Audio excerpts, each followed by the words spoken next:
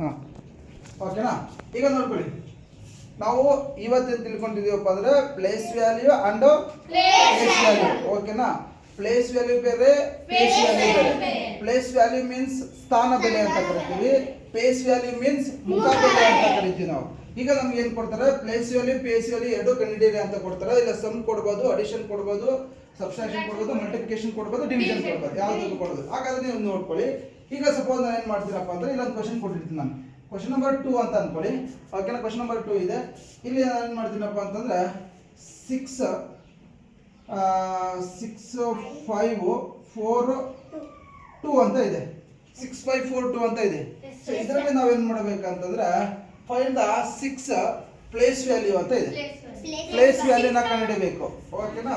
6th ನೀವೇನ್ ಮಾಡ್ಬೇಕಂತಂದ್ರೆ place value. Place value ಅಂತಂದ್ರೆ ನೀವೇನ್ ಬರ್ಕೋಬೇಕು, PV ಅಂತ ಬರೀಬೇಕು. PV ಮೀನ್ಸ್ ಪ್ಲೇಸ್ ವ್ಯಾಲ್ಯೂ ಅಂತ ಕರಿತೀವಿ ನಾವು. ಓಕೆನಾ. ಸ್ಥಾನ ಬೆಲೆ ಅಂತ ಕರಿತೀವಿ. ಹಾಗಾದ್ರೆ 6ರದ್ದು ಸ್ಥಾನ ಬೆಲೆ ಎಷ್ಟಾಗುತ್ತೆ ನೋಡಿ. 6 ಯಾವ ಪ್ಲೇಸ್ ಅಲ್ಲಿ ಇದೆ? ಇದು ಯೂನಿಟ್. ಯೂನಿಟ್ ಮೀನ್ಸ್ ಬಿಡಿ ಸ್ಥಾನ. ಇದು ಟೆನ್ಸ್ ಮೀನ್ಸ್ ಹತ್ತರ ಸ್ಥಾನ. ಇದು 100ರ ಸ್ಥಾನ. ಇದು 1000 ಮೀನ್ಸ್ 1000 ಸ್ಥಾನ.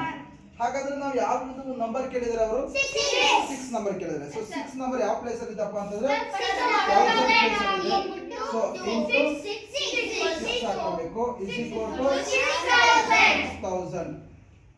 ಹೌದಾ? ಗೊತ್ತಾಯ್ತಾ? 6ರ ಸ್ಥಾನ ಬೆಲೆ ಕೇಳಿದಾಗ find the 6th place value ಅಂತ ಕೇಳಿದಾಗ ನೀವೇನ್ ಮಾಡ್ಬೇಕಂದ್ರೆ 6000 ಆಯ್ತು. ಈಗ PV ಆಯ್ತು. ನೆಕ್ಸ್ಟ್ ಏನ್ ಮಾಡ್ತೀವಿ ನಾವು, FV ಕಂಡುಹಿಡಿಯಬೇಕು. ನಾನು ಏನೇ ಹೇಳಿದ್ದೀನಿ ನಾನು ನೆನಪಲ್ಲಿ ಇಟ್ಕೊಳ್ಳಿ.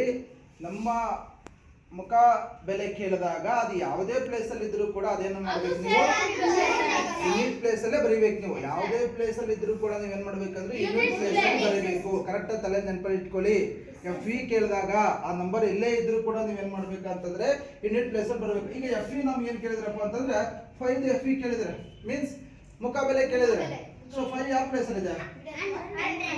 ಅದನ್ನ 100 ಪ್ಲೇಸ್ ಅಲ್ಲಿ ಬರೀಬೇಕಲ್ಲ ಅವರು. ಇಲ್ಲಿದ್ರು ಮುಖ ಒಂದೇ ತರ ಇರುತ್ತೆ, ಇಲ್ಲಿದ್ರು ಒಂದೇ ತರ ಇರುತ್ತೆ, ಇಲ್ಲಿದ್ರು ಒಂದೇ ತರ ಇರುತ್ತೆ.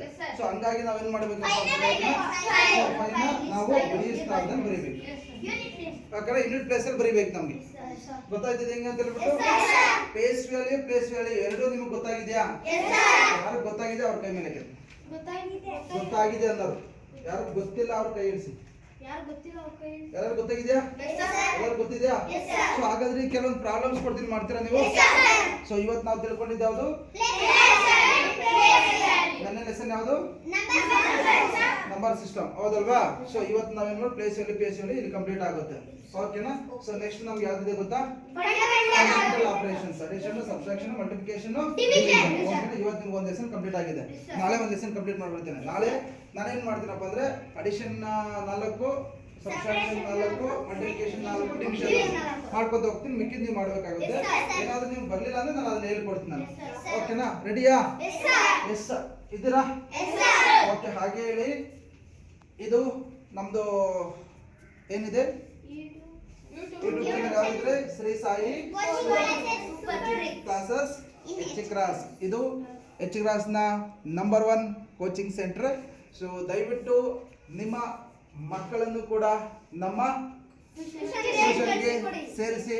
ಇದು ಎಚ್ ಕ್ಲಾಸ್ನಲ್ಲಿರುವಂತಹ ಗಿಲಿ ಸರ್ ಅವರ ಕೋಚಿಂಗ್ ಸೆಂಟರ್. ನೀವು ಕೂಡ ಬನ್ನಿ, ಕೇಳಿ, ಭಾಗವಹಿಸಿ ಅಂತ ಹೇಳ್ತಾ ಎಲ್ಲರೂ ಕೂಡ ನಮ್ಮ ಚಾನಲನ್ನು ಸಬ್ಸ್ಕ್ರೈಬ್ ಮಾಡ್ಕೊಳ್ಳಿ, ಲೈಕ್ ಮಾಡಿ, ಶೇರ್ ಮಾಡಿ. Thank you.